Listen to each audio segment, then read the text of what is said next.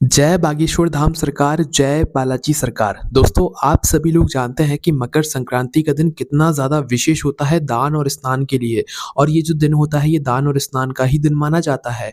और दोस्तों, मकर संक्रांति के दिन किया गया जो दान होता है उसका फल हमें कई गुना बढ़कर मिलता है। और मकर संक्रांति के दिन किया गया किसी भी पवित्र नदी में स्नान का फल भी हमें बहुत ही बड़ा होकर मिलता है। और दोस्तों, मकर संक्रांति के दिन आप लोगों को अपनी सामर्थ्य अनुसार दान ज़रूर करना चाहिए। इस वीडियो में हम आपको 7 ऐसी विशेष चीज़ें बताने वाले हैं जिनको अगर आप लोग मकर संक्रांति के दिन दान करते हो तो भाई आपके जीवन में जो भी परेशानी होंगी वो अपने आप ही दूर होना शुरू हो जाएंगी। आपके जीवन में जो भी आपकी मनोकामनाएं होंगी वो अपने आप ही पूर्ण होना शुरू हो जाएंगी। पर उसके लिए आपको ये 7 विशेष चीज़ें ज़रूर सुननी होगी और इनका दान मकर संक्रांति के दिन ज़रूर करना होगा।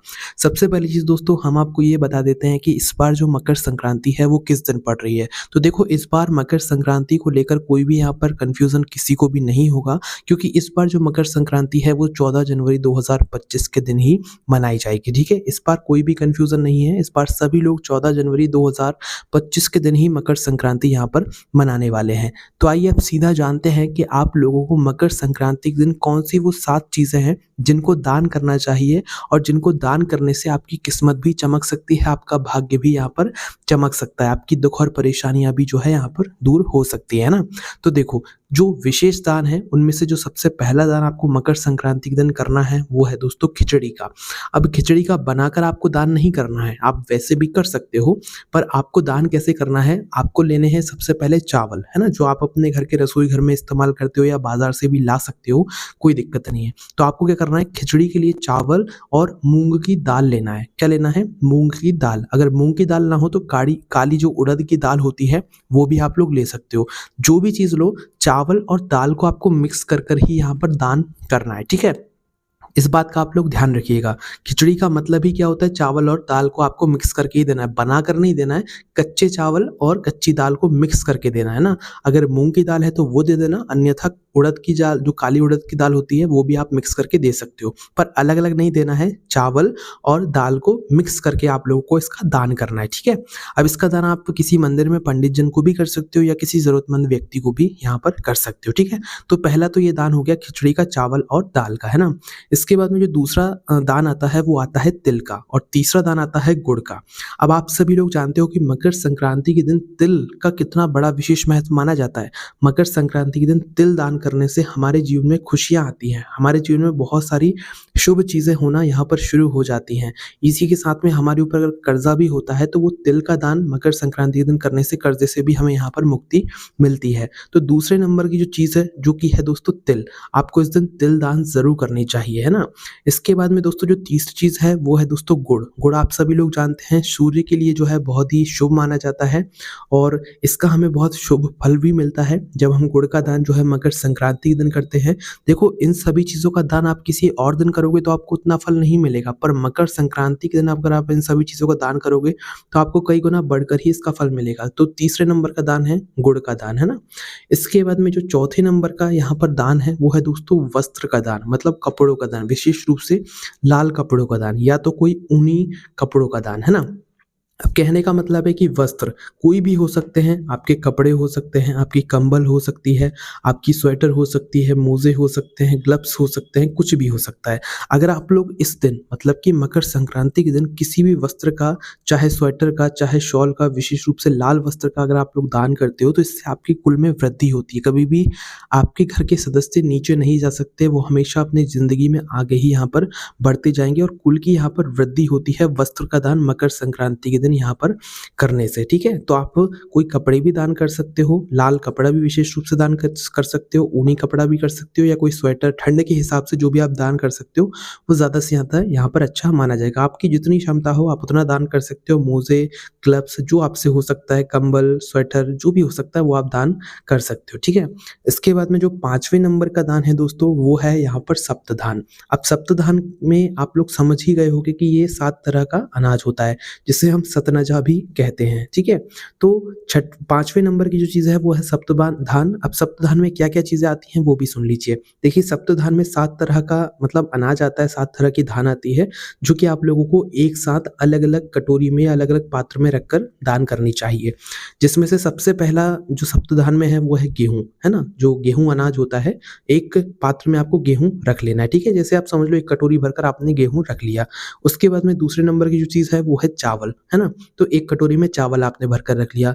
बस कोशिश करना इस सप्तधान में जो आप चावल रखोगे वो बासमती होने चाहिए, क्योंकि बासमती में चावल के दाने टूटे हुए नहीं होते हैं, है ना? ये वाले सप्तधान में आपको चावल के दाने टूटे हुए नहीं होने चाहिए, इस बात का ध्यान रखना है। बाकी जो हमने पहले नंबर पे आपको खिचड़ी के लिए चावल दान करने के लिए बताया, उसमें भले कैसी चावल के दाने हों वो चल जाएँगे, ठीक है? पर सप्तधान में जो दूसरे नंबर के चावल की कटोरी आप लोग रखोगे, ये जो चावल हैं, ये बिल्कुल साबुत होने चाहिए, टूटे हुए नहीं होने चाहिए। तो इसलिए आप लोग इसमें बासमती चावल रख सकते हो, है ना? इसके बाद में जो तीसरी चीज़ है वो है जौ, जो आप सभी लोग जानते ही हो, है ना? तो तीसरे नंबर पे आप लोगों को जौ एक कटोरी में भरकर या पात्र में भरकर रख देनी है ना? उसके बाद में चौथी नंबर की जो चीज़ है वो है काली उड़द, है ना? काली उड़द की दाल आपने देखी होगी, तो आपको करना है काली उड़द भी एक कटोरी में भरकर रख देनी है ना? उसके बाद में 5वें नंबर की जो चीज़ है देखो, अगर काली उड़द की दाल आपको ना मिले ना, तो आप मसूर की दाल भी दे सकते हो या हरे मूँग की दाल भी आप लोग उसकी जगह दान कर सकते हो, अगर काली उड़द की दाल ना हो तो, है ना? उसके बाद में 5वें नंबर की जो चीज़ है वो है चना, है ना? सप्तधान में 5वें नंबर की चीज़ है चना। चने की दाल या चना जो भी हो वो एक कटोरी में भरकर रख सकते हो। 6वें नंबर की चीज़ है सोयाबीन, है ना? सोयाबीन आप लोग एक कटोरी में भरकर रख सकते हो। उसके बाद में 7वें नंबर की चीज़ है यहाँ पर बाजरा, है ना? बाजरा भी अनाज ही होता है, आप लोगों ने यहाँ पर देखा भी होगा। तो 7वें नंबर पर आप लोग बाजरा की कटोरी भरकर या इसके अलावा जो भी आपको ये पास में जो भी अनाज हो इसके अलावा वो आप अनाज 7वें नंबर पर भरकर रख सकते हो, ठीक है? तो इन सभी चीज़ों को सप्तधान को एक बड़े से पात्र में रखकर आप इसका भी दान कर सकते हो। अगर कोई अनाज आपके पास नहीं तो उसकी जगह आप कोई दूसरा अनाज रख सकते हो अपने दान करने के लिए। बस ध्यान रखना वो अनाज ही होना चाहिए और कुछ नहीं होना चाहिए ना। तो ये हमारे था 5वें नंबर पर, जो कि था क्या? यहाँ पर हमारी सप्तधान, है ना? इसके बाद में 6वें नंबर पर जो दान आता है मकर संक्रांति के दिन वो घी का आता है। शुद्ध देसी गाय का घी अगर आप लोग यहाँ पर मकर संक्रांति के दिन दान करते हो तो इससे आपके जीवन में बहुत खुशियाँ आती हैं, बहुत आपके जीवन में सुख समृद्धि बढ़ती है। इसके बाद में 7वें नंबर की और आखिरी नंबर की जो चीज़ है जो कि आपको मकर संक्रांति के दिन दान करना है वो है दोस्तों नमक। चाहे काला नमक, चाहे सेंधा नमक, कोई भी एक नमक का आप लोग ज़रूर दान करना, ये बहुत ही अच्छा माना जाता है। अब ये सभी चीज़ें आपको दान किसको करनी चाहिए ये भी सुन लीजिए। देखिए, ये सभी चीज़ें आप लोग किसी भी ज़रूरतमंद व्यक्ति को दान कर सकते हैं। कोई भी ऐसा व्यक्ति जिसके पास घर ना हो, जिसके पास पैसे ना हो, उसको ये सारी चीज़ें दान कर सकते हैं। या तो अगर आप अपने घर के पास में जो भी मंदिर हो, उस मंदिर में जो पंडित जी हों, उन पंडित जी को भी ये सारी चीज़ों को दान कर सकते हैं। इसी के साथ दोस्तों इस बात का ध्यान रखिएगा, ये सभी चीज़ें जब आप दे रहे हों या इनमें से जो भी चीज़ आप लोग दे रहे हो, हम ऐसा नहीं करें कि सातों चीज़ ही आपको देना है, सातों चीज़ दोगे तो और ज़्यादा अच्छी बात है, अन्यथा जो भी चीज़ दे रहे हो उसके साथ में कुछ दक्षिणा ज़रूर रखना है। ₹5, ₹10, ₹20, ₹15, ₹50, जितनी आपकी क्षमता हो आप उस हिसाब से दक्षिणा ज़रूर रखिएगा। दक्षिणा रखने से ये होता है कि अगर हमारी जो चीज़ें हैं, जो कि हम दान कर रहे हैं, अगर उसमें कुछ कमी भी होती है तो दक्षिणा रखने से वो हमारी कमी पूरी हो जाती है, ठीक है? तो कुछ ना कुछ आप लोग पैसे भी ज़रूर रख के दीजिएगा दान करते समय, चाहे आप किसी को भी यहाँ पर दान दे रहे हो, है ना? हमेशा ध्यान रखिएगा जो आप दान देंगे मकर संक्रांति के दिन वो आपको खुद जाकर देना है। ऐसा नहीं कि आपने किसी के हाथों से भिजवा दिया, फिर वो उसके नाम का दान लग जाएगा, ठीक है? तो आपको खुद हाथों से जिस व्यक्ति को आप दान करने वाले हैं उसको अपने हाथों से दान करके आना है, और वो भी दोनों हाथों से, है ना?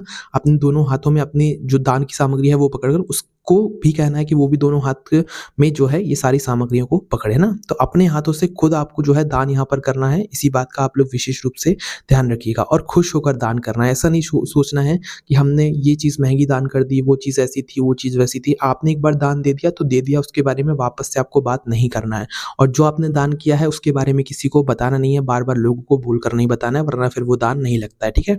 तो इन सारी चीज़ों का ध्यान रखते हुए आप मकर संक्रांति के दिन इन चीज़ों का दान करके देखना, आप फिर खुद कहोगे कि हाँ, मकर संक्रांति दिन किया गया दान का फल हमें बहुत ही जल्दी और कई गुना बढ़कर जो है मिल जाता है। बाकी आपके मन में कोई भी प्रश्न है मकर संक्रांति के दिन जुड़ा हुआ, दान से जुड़ा हुआ, तो उसे हमसे कमेंट करके पूछ सकते हैं। जय बागेश्वर धाम सरकार, जय बालाजी सरकार।